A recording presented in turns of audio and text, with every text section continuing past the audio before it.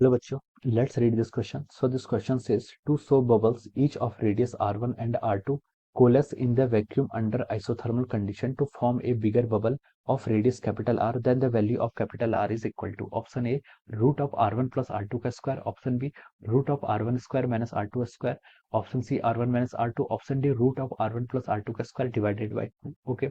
तो चलिए बच्चों अब हम इस क्वेश्चन को स्टार्ट करते हैं। तो देखिए बच्चों इस क्वेश्चन का की कॉन्सेप्ट आप क्या लिख सकते हैं।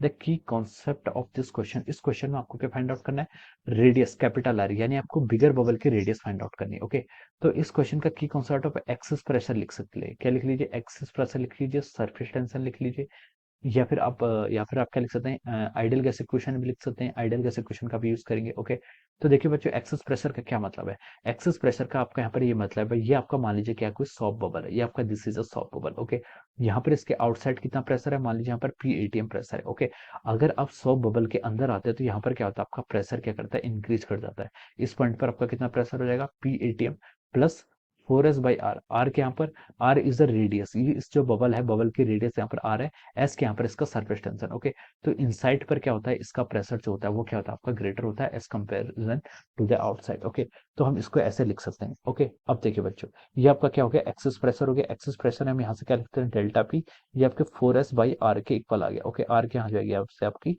और यहाँ से आपकी रेडियस हो जाएगी। अब देखिए, अब हम इसको आगे यहाँ पर सॉल्व करते हैं।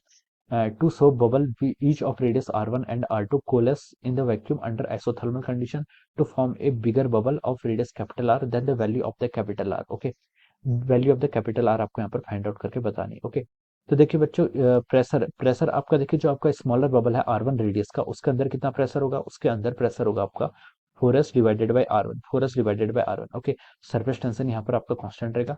वॉल्यूम कितनी होगी उसकी, देखिए वॉल्यूम होगी आपकी, स्फेरिकल बबल है। ओके, सब बबल है तो हम लिख सकते हैं 4/3 पाई R1 का क्यूब। ओके, यहाँ से हम इसको इतना लिख सकते हो कि this is the form bubble 1। Bubble 2 के लिए देखिए प्रेशर कितना होगा आपका, एक्सिस प्रेशर है। ओके, ये कितना होगा आपका 4s/r2 के इक्वल होगा। इसकी वॉल्यूम अगर हम लिखें तो ये कितनी हो जाएगी आपकी, 4/3 पाई ऑफ R2 का क्यूब। ओके, अब देखिए जो इन दोनों को कंबाइन करके बिगर बबल बनेगा, बिगर बबल जो बनेगा उसका प्रेशर कितना होगा, उसका प्रेशर होगा आपका 4s divided by capital R. Okay, 4s divided by capital R, और इसकी वॉल्यूम कितनी हो जाएगी आपकी, 4/3 pi times of our R cube. Okay, this will be the volume of the bigger bubble. Okay, अब आप इन दोनों बबल्स को, R1 R2 रेडियस के बबल को कोलेस करके एक बिगर बबल बना रहे हैं अंडर आइसोथर्मल कंडीशन। ओके, तो देखिए बच्चों आपको प्रेशर पता है, वॉल्यूम पता है, टेम्परेचर गिवन कर लिया, तो हम यहाँ पर आइडियल गैस इक्वेशन यूज करते हैं। पीवी इजिकल टू कितना हो जाएगा आपका, एनआरटी के इक्वल हो जाता है। ओके, प्रेशर आपको पता है, वॉल्यूम आपको पता है, टेम्परेचर कांस्टेंट है, आर आपका यहाँ पर कांस्टेंट है। आप देखिए एन, एन को देखिए हम वो क्या बोल सकते हैं, देखिए इस इक्वेशन में नंबर ऑफ, देखिए बबल के अंदर क्या होंगे, एयर मॉलिक्यूल्स। ओके, तो नंबर ऑफ जो आपके मॉलिक्यूल्स होंगे, एयर मॉलिक्यूल्स, वो तो आपके कांस्टेंट रहेंगे, यानी कि N1 नंबर ऑफ मॉलिक्यूल्स मान लीजिए आपके क्या है, R1 रेडियस के बबल के अंदर है, plus N2 number of molecules के आपके R2 रेडियस मॉलिक्यूल के अंदर है। ओके, ये किसके इक्वल होने चाहिए, टोटल मॉलिक्यूल्स आपके कांस्टेंट रहेंगे, ये आपके कैपिटल एन के, ये आपके एन के इक्वल होने चाहिए। एन क्या हो जाएगा आपका, एन आपका जो आपका बिगर रेडियस है उसके मॉलिक्यूल्स के इक्वल हो जाएगा। तो यहाँ से हम देखिए क्या लिख सकते हैं, N1 को हम यहाँ से क्या लिख सकते हैं, देखिए P1 V1 लिख सकते हैं। देखिए R एन टी तो कांस्टेंट है, तो N को हम यहाँ पर PV के प्रोपोर्शनल लिख सकते हैं, प्लस P2 V2 हो जाएगा, और N को क्या लिख सकते हैं, यहाँ से हम PV लिख सकते हैं। ओके, तो ये सब हमने यहाँ पर फाइंड आउट कर लिया। अब यहाँ पर वैल्यू पुट कर लीजिए। P1 की वैल्यू कितनी हो जाएगी, देखिए यहाँ से 4s divided by R1 into volume.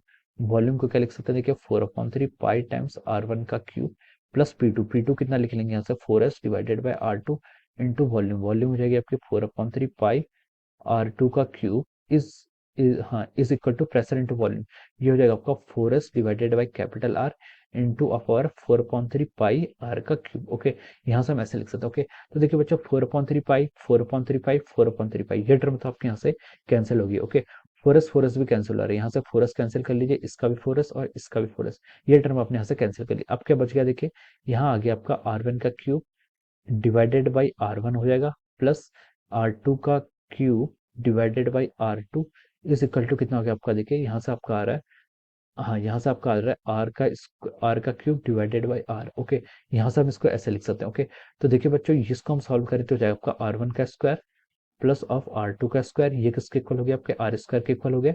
यानी कि जो आपका कैपिटल आर है, कैपिटल आर क्या है, capital R is the radius of the bigger sphere, ये किसके इक्वल हो जाएगा, आपका R1 का square plus of our R2 का स्क्वायर के इक्वल हो जाएगा। Okay, so this will be the radius of the, ये आपका क्या हो जाएगा, this will be the radius of the bigger sphere. Okay, r is equal to root of r1 का स्क्वायर प्लस r2 का स्क्वायर. ओके, तो देखिए बच्चों ये किससे मैच कर रहा है, it is matching with the option A.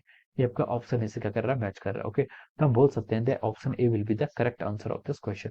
Option A क्या हो जाएगा आपका, इस क्वेश्चन का ऑप्शन ए क्या हो जाएगा आपका करेक्ट आंसर हो जाएगा. Okay, so I hope you all understood this concept. All the best and thank you so much.